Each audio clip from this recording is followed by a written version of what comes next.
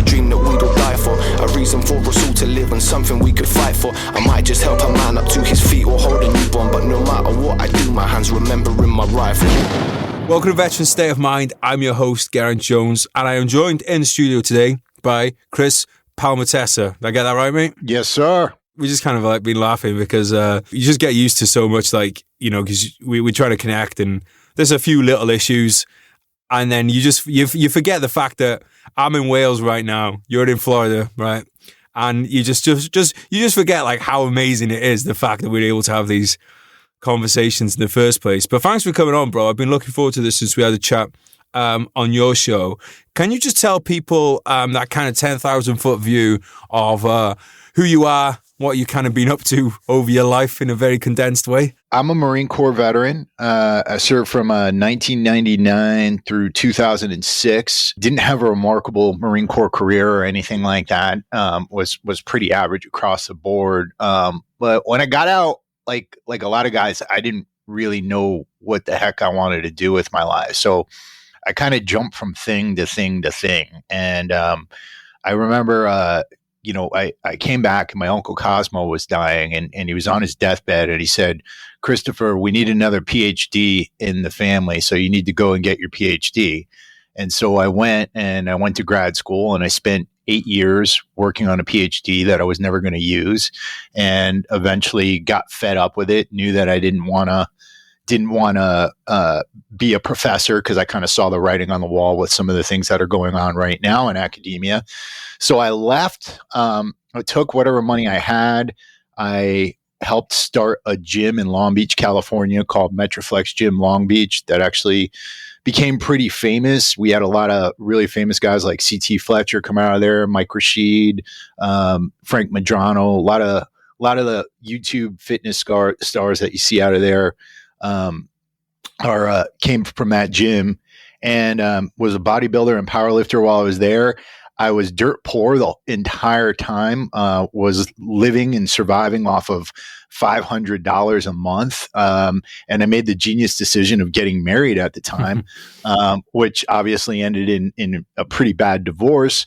After that, lived on the streets for a few months in California while I was picking myself up. Started an online training business, was doing that for years. And, I was kind of looking around at the fitness industry and kind of disgusted with what I saw out there, because I suffered from autoimmune disease, and a lot of the nutrition advice that people were giving out there was hurting a lot of people. And so, I was trying to give some really good information. At the same time, I was also looking at what was going on in the veteran community. And I saw a lot of things like the 22 veterans a day and suicide, and people constantly talking about suicide and homelessness and things like that. But nobody was really talking about helping veterans to thrive at all, or live, and that's what I wanted to talk about. So that's how the Warrior Soul podcast came about. So I've been doing that for about 6 years. I've since left the fitness industry. I do keep all my content up there, but I've got a career in business. I run a manufacturing company down here in Florida, and I have since also become a stand-up comedian. So as you can see, I have complete ADD. Really didn't know what the hell I wanted to do in life, and I've been jumping from thing to thing to thing, and that's that. Yeah, mate, I feel you. I feel you on the jumping from thing to thing, and I want to talk a bit about that later on. But I want to start with. And by the way, if anybody listening hears some weird noises coming from me, I don't know what's going on in my stomach tonight. I had some spicy food for dinner, and now, so basically we have an extra guest on, which is my stomach. I'm glad I'm in Florida, man. Hey, it's scentless. It's just very noisy. So what led you to the Marines in the first place? Then this is a whole story in and of itself. I grew up without a dad. Didn't have a father at all. Didn't know who my father was until I was 40 years old. Wow. And didn't have any kind of male figures in my life. The only way I had any semblance of moving forward was through athletics and sports. And so I played American football. I was a wrestler. I played lacrosse, and kind of got along with those things. But toward the end of high school, I realized that all that was kind of ending. And so I was looking for something where I could be a member of a team, looking for something where I could also have male mentors in my life. And the Marine Corps was really promising, and their uniforms were pretty cool. So that was the other thing. I didn't want to make a joke about the uniforms, but like, yeah, because I've seen those posters and they do look pretty cool. Those dress blues. It's funny though, because you mentioned the sports and looking for male role models. You knew, because sometimes you don't know what you're missing, right? Until you found it. So how did you know that you were missing? How did you know that you were missing that, and that you would be better for having it? When I was like 11, 12, through those like awkward prepubescent years, right? I was kind of searching for something, right? And I would talk to my mom and I'd be like, Mom, what about girls? Like, should I be trying to talk to girls? Should I not be trying to talk to girls? Like, what's going on with that? Or like, Mom, sometimes I just feel like going around and breaking shit. Why is that? And she couldn't give me a straight answer. My mom is the most amazing woman in the world. The woman worked 3 jobs while I was growing up to support me and my sister. She did everything for us. But at the same time, I didn't have that guidance, that calmness in my life. And so I was constantly in a flux throughout my pre-teenage years. And it wasn't until I got into high school football where I started to recognize the value in pushing yourself, in working for something, in trying to do something really difficult that you didn't think you could do. And I wanted more of that. And it wasn't something my mom was going to give me, because my mom was the type of mom who was like, I was her baby boy. I could do no wrong, and she wasn't going to tell me where I screwed up, and she wasn't going to give me really honest feedback. And knowing that I was never going to get that, I needed something else where I was, because I was a fucking idiot. I've always been an idiot. And if I don't have that, I could see very clearly in my life where I was too full of my own friggin' steam and didn't have somebody there saying, hey, Chris, you're screwing up with this, or hey, Chris, you're screwing up with that. So I went out there to try to get it. And that's what I was really looking for the whole time. How important do you think sport is to, not just people in your situation growing up, but just young men in general?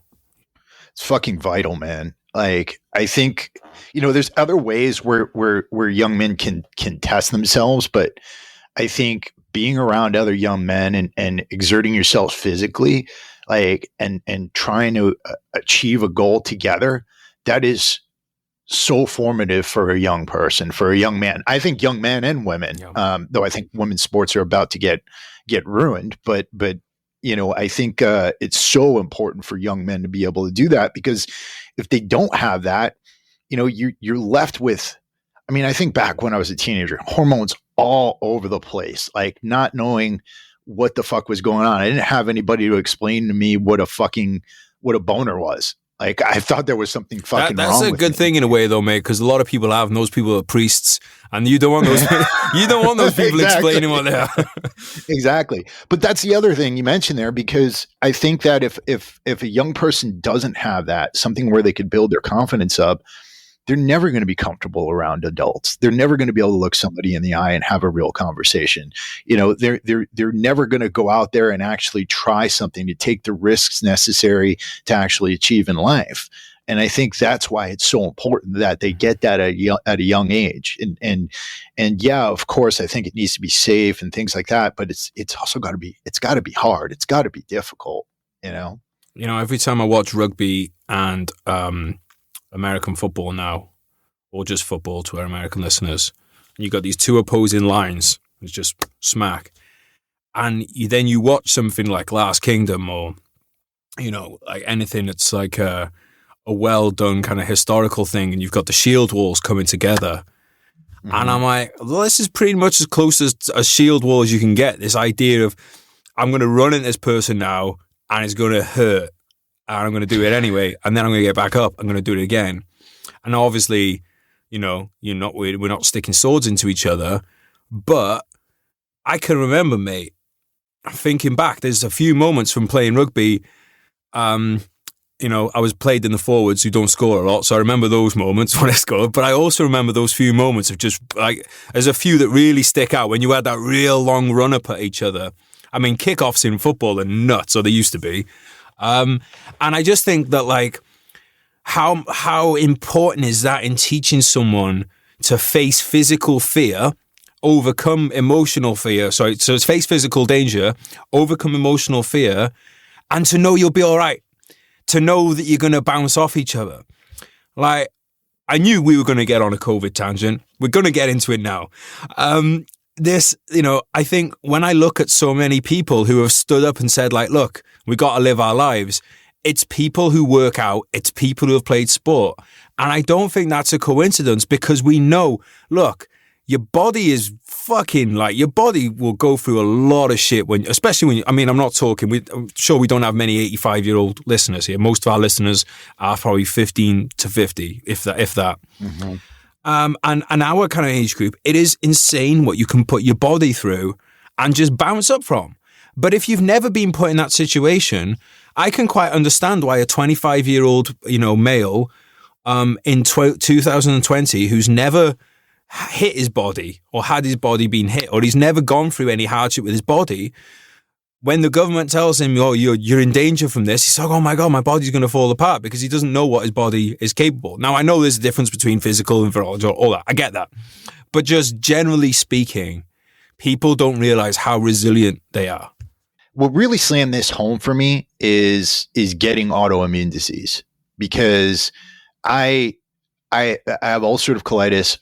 It's almost killed me a few different times, right? So back in 2019, I was down from 220 pound bodybuilder to 148 pounds. I was almost skeletal. Wow. Like, I posted pictures the other day, and like, it's still me, but you can hardly recognize my face. And what the doctors were telling me at the time was that, you just have to keep taking the medicine, and there's no diet, nothing like that that's going to help you at all. And had I listened to that, I would have been screwed, because for a long time the medication just didn't work for me. I was having really, really bad flare-ups. I was running to the bathroom, 30 to 50 times a day with bloody bowel movements. And I'm sorry, that's graphic as fuck. Go for it. But it was fucking, it was horrible. And, it was the only thing that saved me through that was exercise and eating properly, learning about the digestive system, understanding, if I eat this crappy food over here, it's going to fuck with my immune system. It's going to fuck with my intestinal tract, and I'm going to keep going down this downward spiral, and I'm going to fucking die eventually. If I didn't know that, if I had not been able to physically exert myself and understand that the stuff that I put in my body affects me, and I just followed doctor's advice, I would be so much worse off. I would not be where I am right now. And I think what you see out there is that people just want to outsource this stuff, because they are scared. They're afraid. They want to think that their doctor has all the answers for them. All the doctor has is a book, a protocol of medical codes that says, if it's this code, you give this medication. That's all a doctor has these days. There was a point, I think, when doctors did a lot more, and don't get me wrong, there are a lot of great medical professionals out there. I'm not down talking doctors or anything like that. But what I am saying is that if you expect them to perform miracles, if you expect them to protect you, you're outsourcing the most valuable thing in the world, which is your health. The only two things you get to take with you throughout your life are your mind and your body. Your house doesn't matter, and your money doesn't matter. If you are fucked in your body or your mind, you're locked in this prison that we all call a fucking human body. And if you don't take care of that, you're fucking screwed. You're screwed. And obviously, like, I have massive respect for anybody that goes through that amount of training, that shows that dedication to sticking something out, that wants to help other people. And our doctors are experts, but they are experts in one way of looking at things. And every expert has a different way of looking at things, to kind of bring this to the veteran world. Going on counterinsurgency operations in Iraq. You can't just have people in there that know how to kick indoors. You need to have people who have a totally different opinion about how you get civil population on site. And then all these things working together, you can find the best results that work for one area that maybe don't work for a different area. And that's the same with us as people. Like, there's some people out there who benefit from having medication for their mental health conditions. There's other people who it turns out all they need is to just get outside and have a regular routine. Everyone's different on this. And some things will work for some people that won't work for another. I was speaking to a guy the other day. I went through cognitive behavioral therapy and I found it's helped me a lot. He said it didn't help him at all. Same treatment, 2 different human beings, 2 different results. It doesn't mean that I'm not saying, well, he's a liar. It worked for me. It must work for him. No, he said it didn't work for him. It didn't work for him. It's bottom line. And like, why would it work for all of us? We're not the same. So where did that autoimmune come from? Was it a genetic thing, or did it come off the back of something else? So I was wondering about this for a long time because nobody in my family had it, right? Nobody in my immediately family had it. And essentially what it is that autoimmunity started going up in our generation. It's something like 30 to 40% higher in our generation than it's ever been. It's really common in Ashkenazi Jews. And I grew up thinking I was German and Italian, right? And around when I was 39, my girlfriend, she got me a 23andMe kit for Christmas. And I did it because I wanted to know more about, my DNA and what kind of foods could affect me and what my genetic background was, because I never knew who my father was. And, I get the results back and I'm in a meeting and I almost fell out of my chair. It said I was 48% Ashkenazi Jew, 51% Italian. And my mom had always told me that my biological father was a German immigrant and all this stuff. So I went to my mom and I was like, did you know that my dad was Jewish? And she said, no, I had no idea. That's interesting. And 6 months later, my 40th birthday comes around and I get this alert from 23andMe and it said, you have a new DNA relative. Oh. And it wasn't a cousin or anything like that. It was a half sister that I'd never met, wow. Never heard anything about anything like that. And so I call this girl, we get in touch and she's just as flabbergasted as I am because her mom had passed away like 2 years earlier. And, so we called my mom and I'm like, listen, Ma, you got to kind of talk to me about what's going on here. And it turns out that, back in 1979, it wasn't okay societally for single women to have children. My mom had left her previous husband, who was this German immigrant, and was abusive to her and things like that. And she had decided that she wanted a child, and she went and she literally got a sperm donor from this guy who's a famous fertility doctor in New York City. He had this underground ring where he was getting sperm from medical students, and they were donating it. And then I was one of the sperm donor babies from back then. And I have like a bunch of siblings that I've never met and things like that. And my mom told me a different story my whole time growing up.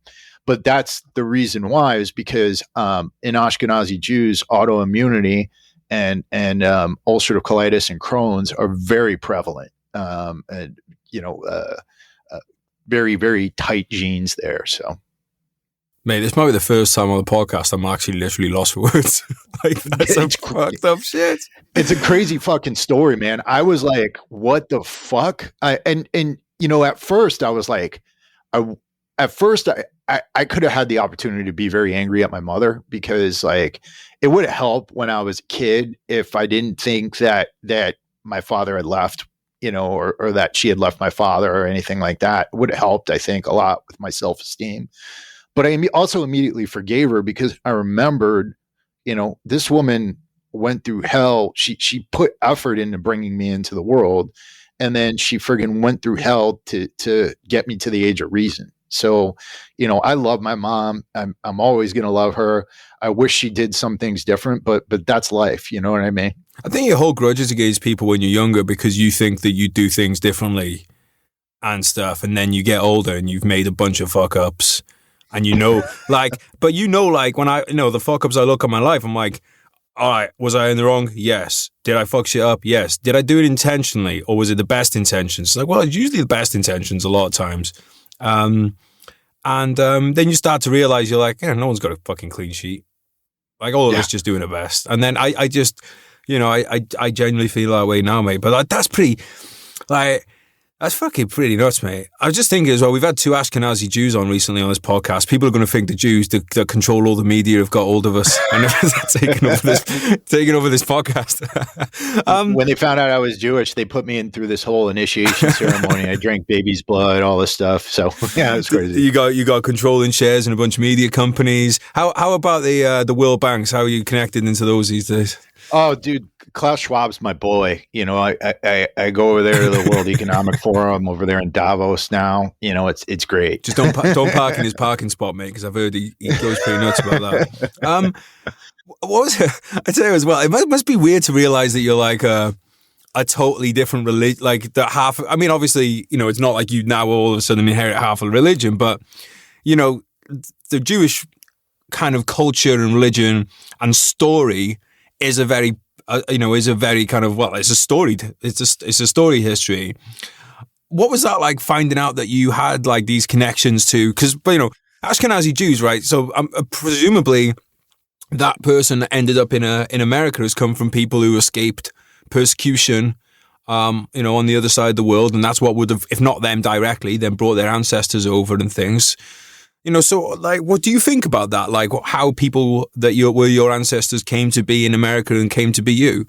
It's pretty crazy because like, if you look at the Jewish story, they were warriors, right? They have a warrior history. And I think people forget that because there's all these stereotypes about, how they are now and things like that. But like, I mean, if you look at some people think that Exodus is actually a military doctrine, and that the Jews who were slaves in Egypt were actually mercenaries, and that the Egyptians were after them because they sacked Egypt and all that. I think it's an amazing heritage to have. I'm actually pretty proud of it now. The stuff we went through, through the 19th and the 20th centuries and things like that is a story of sadness. And it's horrible. And it's horrible to think about what people can do to people, based on something like religion. But I also, I look at what's going on today and the way people look at each other and the way we look at each other politically.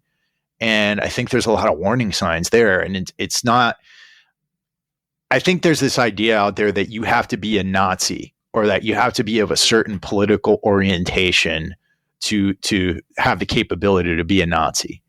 And I think what we're slowly finding out is that anybody of any political orientation, I don't care if you're left or right, can be extremely totalitarian, can try to impose their will on other people unjustly, and that either way it looks the same. Right. And that there are similar patterns out there. And, that's true whether we're talking about, Solzhenitsyn's Gulag Archipelago or whether we're talking about Anne Frank or what the Nazis did, that's true across the board. And I think it's a scary time today because we're seeing those root underpinnings of certain things starting to rear their heads again when we thought we were all done with it in the 20th century. Yeah. Yeah, mate. I mean, I'm like you, mate. Love reading, love history. And even then, you always kind of hoped that you passed it. Even though all the evidence says that you never passed it, you kind of hope that you are.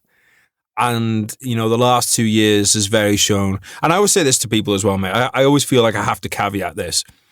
To say that there's similarities now doesn't mean that that's exactly the same. And it doesn't mean exactly the same things are going to happen, right?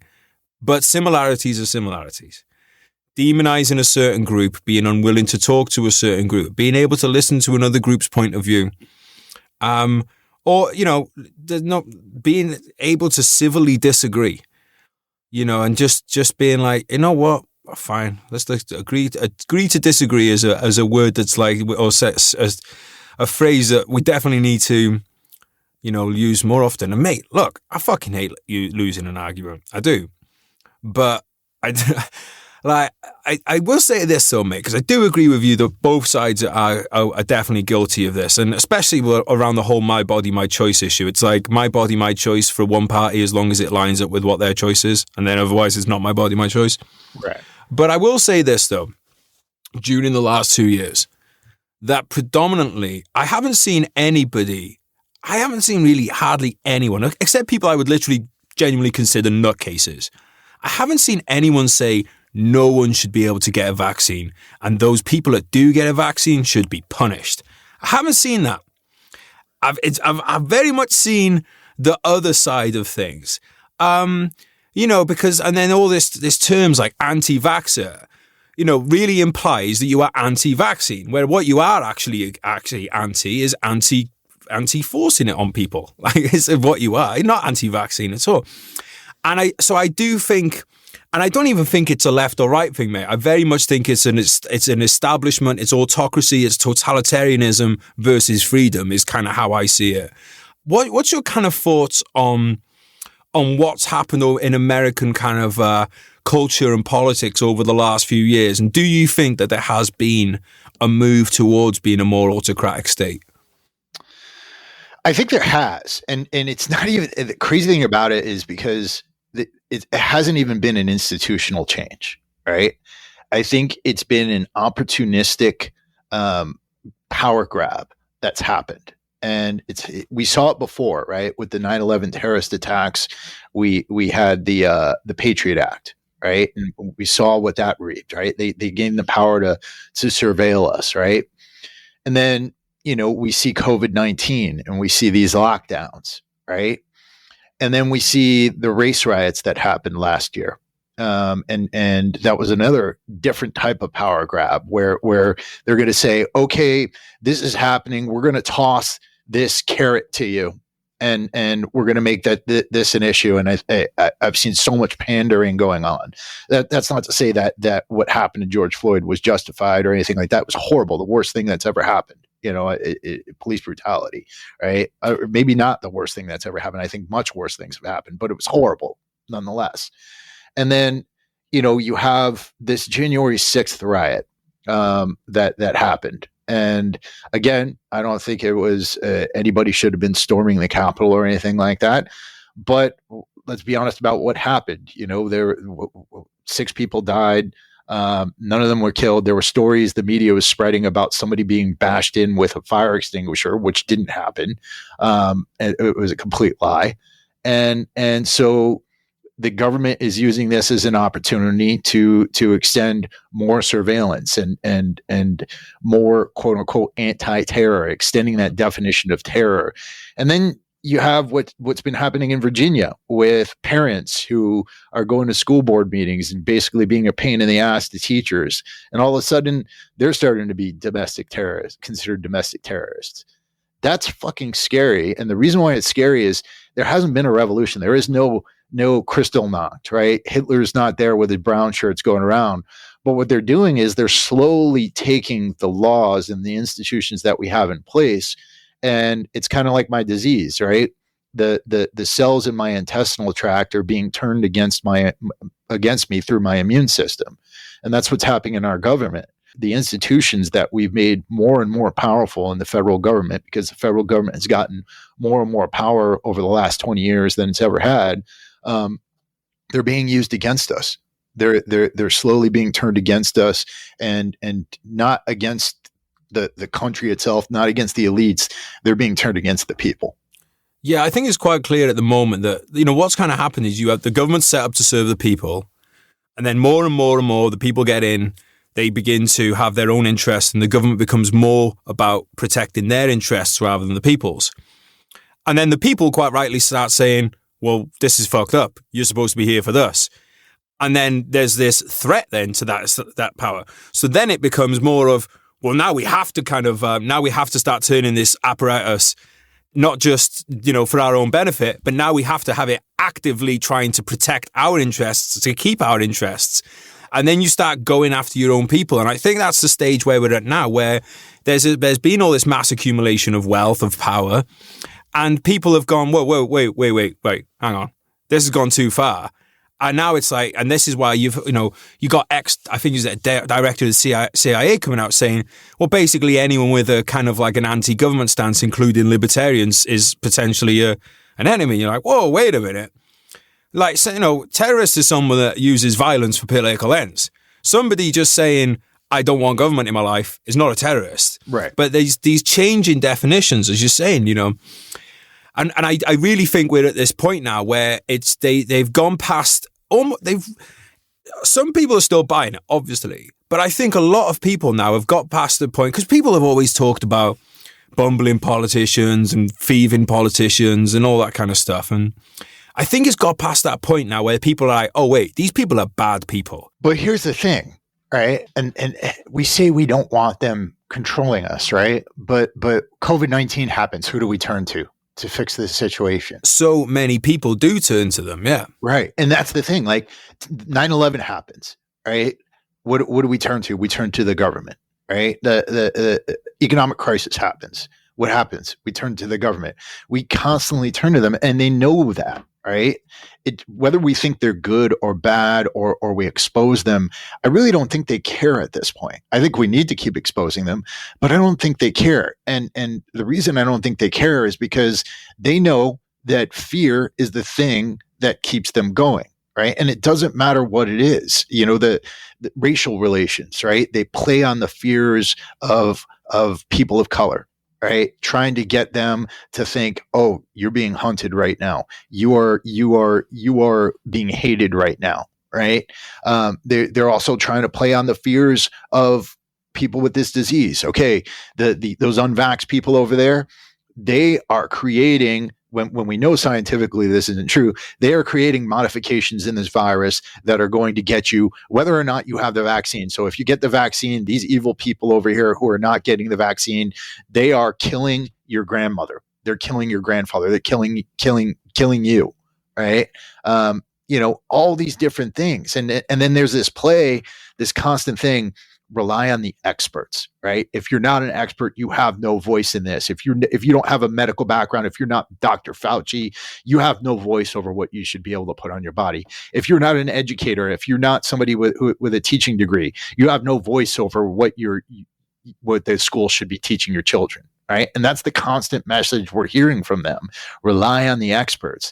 And it all stems from our own fear, because there's that group of people out there who want to say, protect me, right? You need to protect me.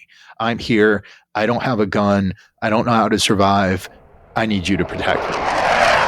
Guys, please lend me your ears for a moment while I give a shout out to our sponsors. Remember, no sponsors, no podcast. So get your finger away from that fast forward button. Listen up. It's in your best interests.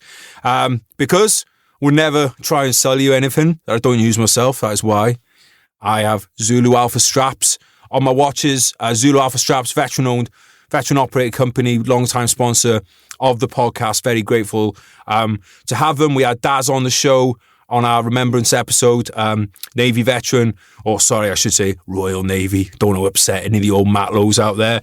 Zulu Alpha straps, worn by frontline operators all around the world. They come in, well, I'm going to say all shapes and sizes, but they don't really, because you've got to have a strap to go around your wrist, don't you? So they don't come in all shapes and sizes. That was a bit false. That was misinformation, as they say these days.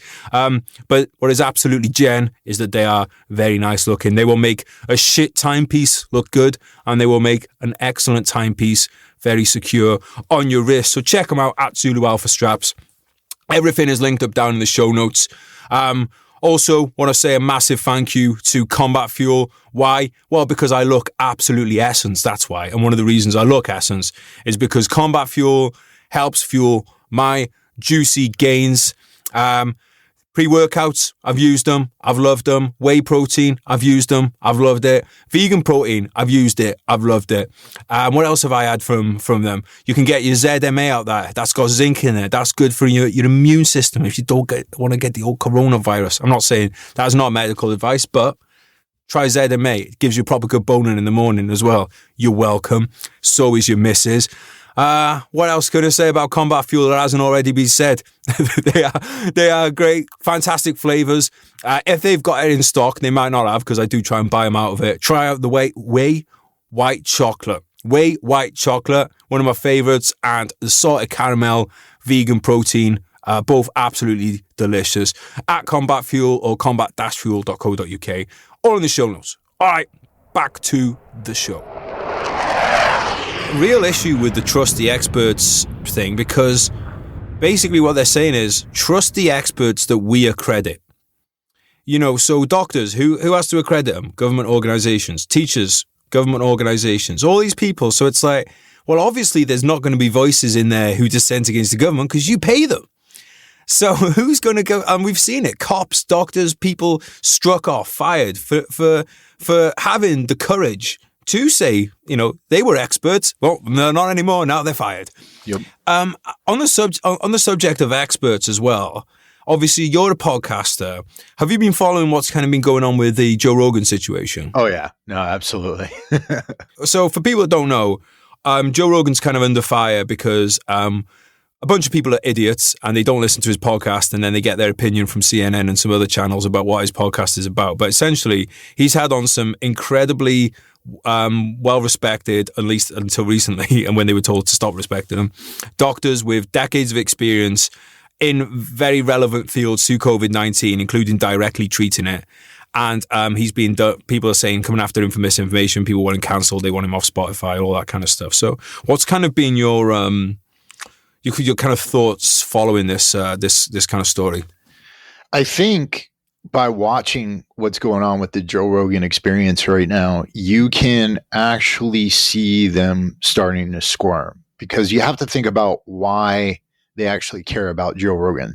I say a lot more inflammatory shit on my podcast than Joe Rogan does, but my podcast has 207th the following of what Joe Rogan's has. They don't care about me. I'm already shadow banned on probably every social media platform. They care about Joe Rogan because people are listening to him, right? They care about Joe Rogan because people are starting to go to him because they know he's honest, right? And you know, if you listen to what Joe is actually saying, I mean, I've never heard him say, don't go take the vaccine. I never heard him say the vaccine's unhealthy. I've never heard him say, you know, ivermectin's the real cure and all this other shit is a bunch of crap. That's not what he's saying at all. He's saying, okay, you know what? If you want the vaccine, go get it. Here's some information. Here's some people who might disagree with what the mainstream is saying. And it's not like these people are not accredited. You know, he had you know, one of the inventors of the mRNA vaccines on there, right? He had one of the most published cardiologists ever in the history of the field on his podcast. And both of them had been torn apart because they didn't go along with the narrative. And I think it gets back to what science should be and what people think it is. People think science is like the Bible, right? And that, you know, it's written down, it's published, and we should not question it. But in reality, what science is and the peer review process is actually a debate, right? Okay, this might be the answer, but this might be the answer too. So we have to test it and we have to see what's actually happening. And when people say trust the science, they're actually being super anti-scientific. Like, that's the most unscientific thing you can say, because you're never supposed to trust the science. You're always supposed to be skeptical, right? Yeah. I mean, like, what's funny as well is those doctors that you mentioned are both vaccinated, and neither of them are against vaccines in certain groups of people. Their worries are very specific and mostly concerned with young people. Right. And the data supports what they say. And I found what they don't mention on this criticism of Rogan is that he had someone like Dr. Sanjay Gupta on, who's CNN's doctor. And when Rogan asked him things about, like, you know, if I've just had it, you know, what benefit is the vaccine going to give me if I'm a young person? He really couldn't give him an answer, like a good, convincing answer. And then when he's offered debates between, like, people on opposite ends of the spectrum, they haven't taken him up on it. No. And it's I think as well, mate. Like, I think the issue is it's a big part of it's just it's financially driven. Rogan is the mainstream media now. He gets probably 10 times the views that one of the biggest network shows will get. He is the mainstream, and the mainstream make their money by having advertisements, by having sponsors, by having their show on air. If their show goes there, their money goes off the air. So of course they're going to want to take this guy down. People seem to, they don't look at this as well. I say to them, okay, you're talking about misinformation. Yeah, Rogan needs to go because of misinformation. Well, what about the misinformation that CNN and all these other networks put out saying that Joe Rogan took not horse tranquilizer, that's a good time. Horse paste. he took horse paste, horse deworming paste. And that they put a filter over his picture to make him look more sick because he did a video saying, I've got COVID, I'm fine. They put a video over it to make him look yellow. You want to talk about so you're taking the story from the people that put that out and then saying like, well, I trust these guys.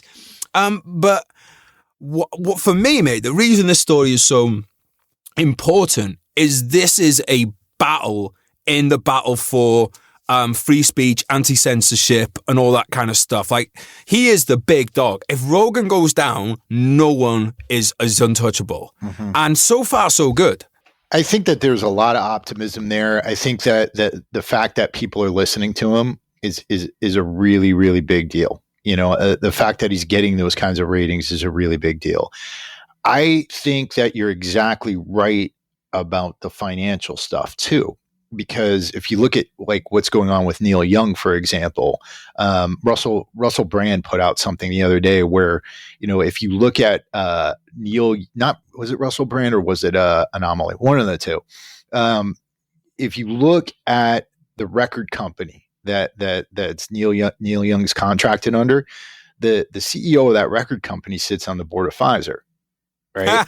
I mean, like, I didn't know that. Fucking brilliant. There's something. I mean, you can't tell me that there's not a connection there. You know what I mean? Maybe, and I believe Neil Young's a good guy. Like, in his heart, like I think that he might actually believe this, but I also think that there's a team effort going on there. You know what I mean? I think that there's a whole lot of shit going on. So it's a crazy situation. But yeah, the fact that people are listening. And the fact that Joe Rogan has that kind of platform where he can put something out, I think is awesome. But I also think it's dangerous because that is what's putting them on their heels. And this is why they're going to try to attack him from every front. Because what they want the narrative to be is that, the people who are anti-vax, they are against the vaccine. I don't even want to say anti-vax. They want to label them as anti-vaxxers, mm-hmm. and they want to make them look like they're hillbillies. They want to make them look like toothless, uneducated assholes. Yeah. Mate, I was thinking about this Neil Young one, and I'll be the first one to say I'm going off the top of my head here because I don't fully know what his background is. But it seems to me like a lot of people that have come out who used to be so-called people that made music or made art about freedom or talked about freedom a lot, who have come out very strongly behind the government on this one and very strongly behind policies that are absolutely anti-freedom. I was thinking about it and I thought, you know what, maybe it's because we're in the era that they were in, like the 60s and 70s, they feared for their own lives because they didn't want to get drafted and go to Vietnam, or they didn't want a war against the Soviet Union. So it was about their own skin. And now that they're older, it's about their own skin. So I don't think that these people ever actually believed in freedom. I think they've always just been driven by fear. I mean, do I have any proof of that? No, but it just, because it's one of the things that we very rarely do in life is admit that we were wrong, and we very rarely change our core beliefs. It's very hard work to change your core belief. So if you truly believed in freedom, if freedom was your genuine North Star, you're not going to get to your 60s and 70s and then stop believing in freedom. the chances, if anyone's ever tried to get their grandparents to stop using certain words once they get to a certain age, you will know that it's very hard to change someone's programming at 25, let alone fucking 65, 75. Right. So to me, mate, it's always for these people, they've never believed what they said they were. That was what they needed to protect themselves at the time from physical or emotional harm or whatever. And now that they're in this, now that it benefits their physical thing, or they think it benefits them, now they're anti-freedom because it's never been about freedom for them. That is my little thesis, mate. I think that's a pretty interesting perspective, and you know, I think it definitely has some merit. I think also, you know, I think the way people look at politics and government in general is that they look at it as good and bad. And if you're good, you believe in these certain things. And if you're bad, you believe in these certain things, and it becomes black and white. And I think that gets amplified by social media, because actually I think most people are in the middle, right? Like they believe certain things. Like, I'm not a perfect conservative, and I'm not a perfect liberal. I'm somewhere in the middle. You know what I mean? I believe in gun rights, but I also believe that all drugs should be legalized, and that's not something that a typical which party should you go in there? Yeah, exactly. Yeah. You know, but I think that that social media has amplified this to such a point. And if you come here to the States and you go to like a place like New York City, or if you go to Los Angeles, they believe, and this is just from having been in an urban university setting and having been around these types of people my whole life, you know, they believe that anybody who lives in like the flyover states or like in the South, that they're just uneducated and they're unenlightened, and that, you know, people like them should be determining the course of the country. And that you know, once I think a lot of people thought that after Barack Obama was elected, that the country should have looked a certain way, and that it should have kept going along this certain course, and that you know, that's why they got so angry and so mad and so pissed off when Trump got elected, because they looked at it as all these things that they were trying to do to save the world and save the country were now being overwritten. So, bro, you know LA very well. So you're going to understand the exact kind of person I'm talking about here. So when Trump got elected, I was kind of like a writing camp for a show in LA. And one of the guys, you know, who's kind of a Columbia University, like, you know, writer, producer. And he was so pissed that Trump had won. People are idiots. People are stupid. They don't know what's best for them. And look, I have my issues with Trump and stuff. I just caveat that now. But we were saying to him, because like most of us were Brits, we were like, do you think maybe that attitude is why people voted for him? Yeah. Exactly. And because we were just like, you're just proving why he got it. You are the living embodiment of why people just went out and voted for him as a fuck you. Exactly.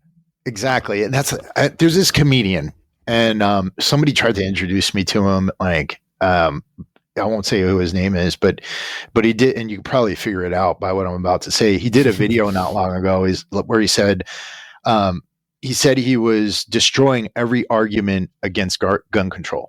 He said he was literally destroying every argument against gun control in one single video. And the idea there is like, you know, I am so all-knowing that I could create a 15-minute video and say, this is every reason why you don't need to own a gun.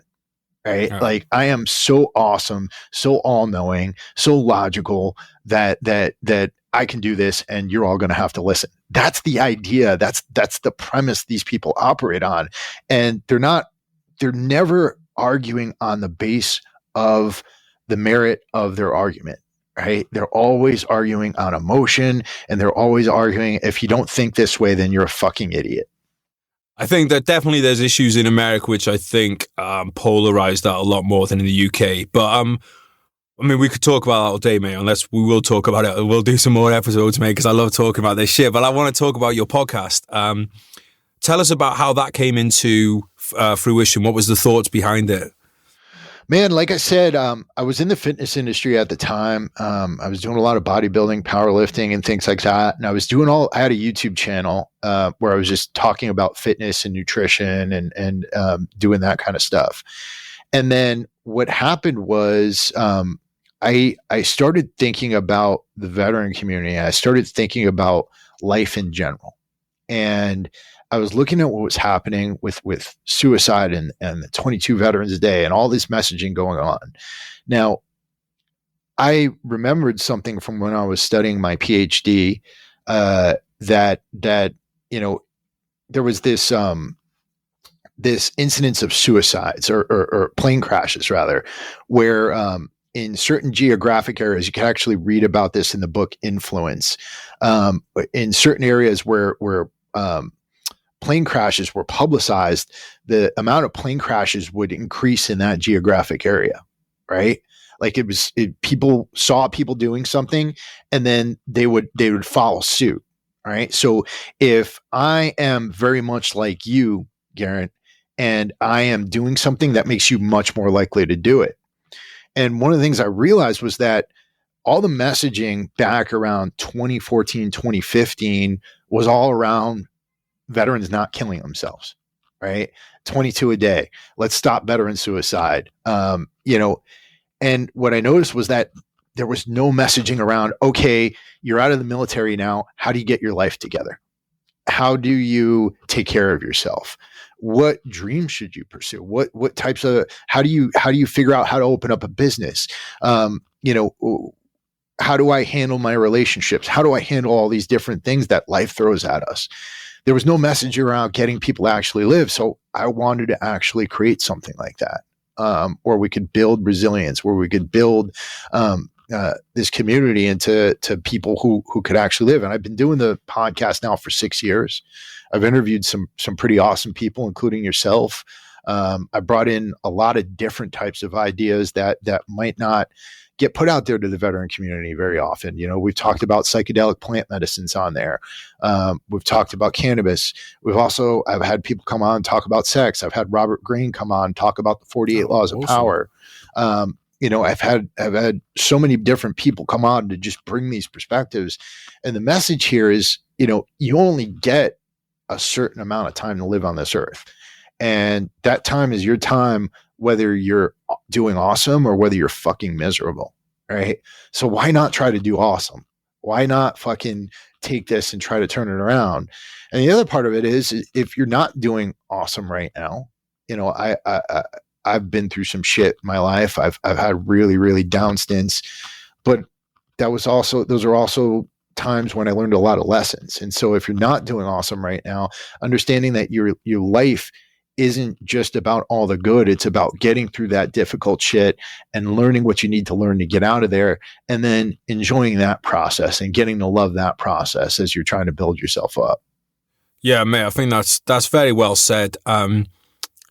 Obviously, it's vitally important that there is services for people who are at the breaking point or getting close to the breaking point. But let's not wait until people get there. Right. Prevention is better than cure, mate. Right. Unless there's a vaccine. Hey, if it worked, then. But no, it's I totally agree, mate. Like I totally agree. I mean, that's kind of basically the same kind of premise of this kind of podcast, and because if you just hear something, if you just hear the one side of things all the time, and if you heard, like, if you were going through trouble and you heard that 10 people had killed themselves and those are the 10 stories you heard, you think, well, that is the inevitability of where I go. Right.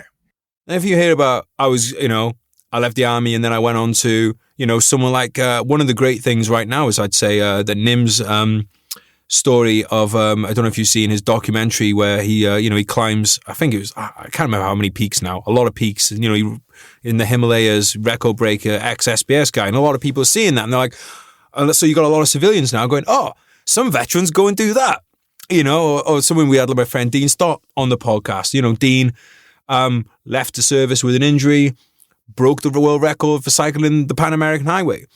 But those are extremes. You don't have to go that far. You can just be happy. Exactly. And and that's something that everybody, kind of can aim towards. So what are the kind of cornerstones that you build into your life to give yourself those kind of, like, best chances to be happy? Well, yeah, let me say this, because, I mentioned my story about like how my father wasn't who I thought he was, right? And one of the stories I had with me when I was growing up was that the guy who was supposed to be my biological father was an alcoholic who'd ruined his life and all this stuff like that. And so when I came of age and I got out of the military, I started drinking, right? And didn't think much of it at first, but as I started drinking more and more and, drinking 6-7 nights a week, I started to get this thought process in my mind as my life crumbled around me saying, well, I have alcoholism in my blood. I'm just meant for this. This is how I am, and so that was my justification to keep drinking. Knowing what I know now, that was a complete fucking lie, and I look at the veteran community and what it was and I think also what it's become, because I'm very proud of the community and how far it's come.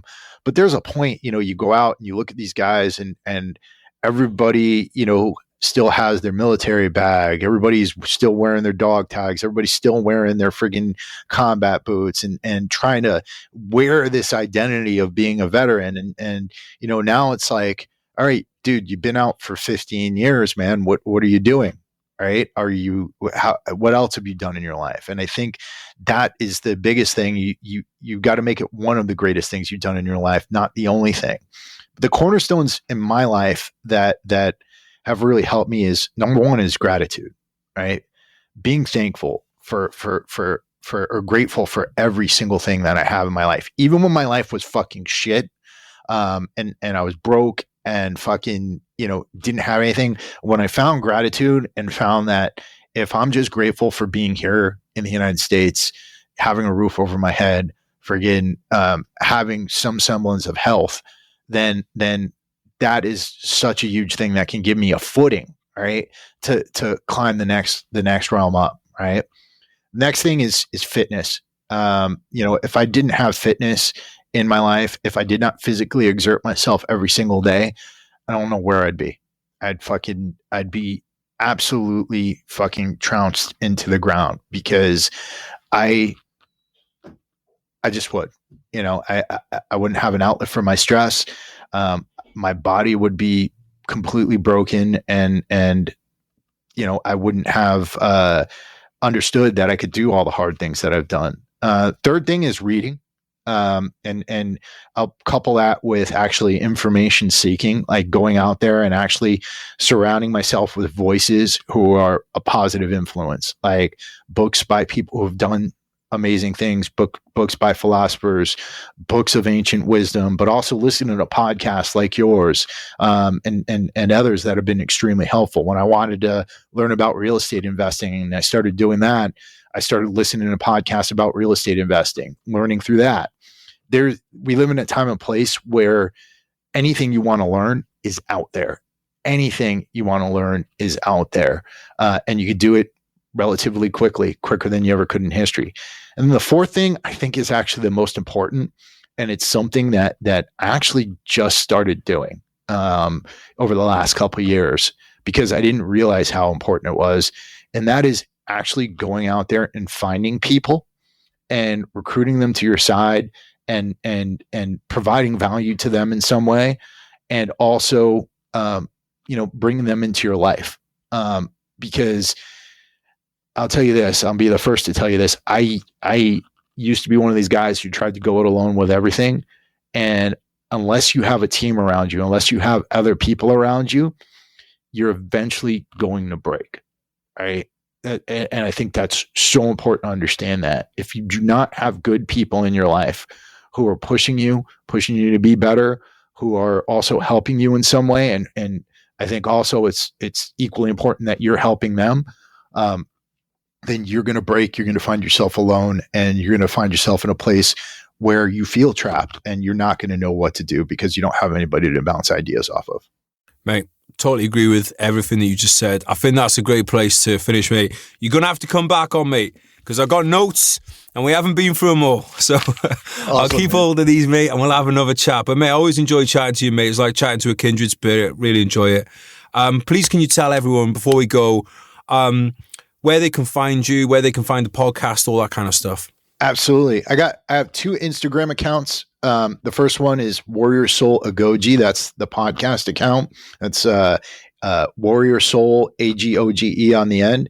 And then I've got my new Instagram account for my comedy, which is Chris Palmitessa Comedy. My comedy is very different than what you heard me talk today. You'll hear a lot of jerk off jokes and shit like that.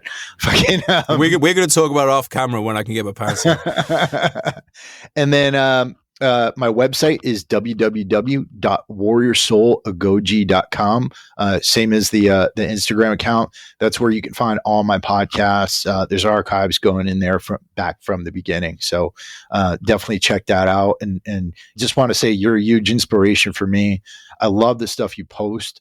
You post some really thought-provoking ideas out there. Love the fact that you try to get the community to debate about things and to get them to really think about the things going on. And I'm a huge fan of what you've done with your podcast too.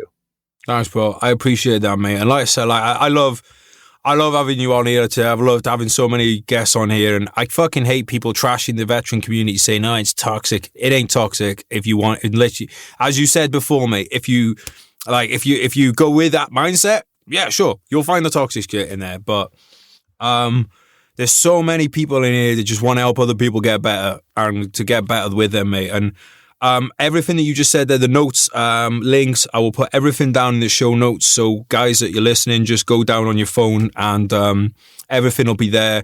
Sign up to our email list as well, because, Chris and I, we're bad boys and we might get kicked off social media at some point. So, I mean, who knows? After Joe Rogan, we might be next on the list, mate. We are the second, third biggest podcast out there. But brother, thank you so much for today, mate. I really appreciate it. And I'll catch you soon, mate. Thank you, man. Absolutely. Sold a dream to all of us, a dream that we'd all die for, a reason for us all to live and something we could fight for. I might just help a man up to his feet or hold a newborn, but no matter what I do, my hands remembering my rifle.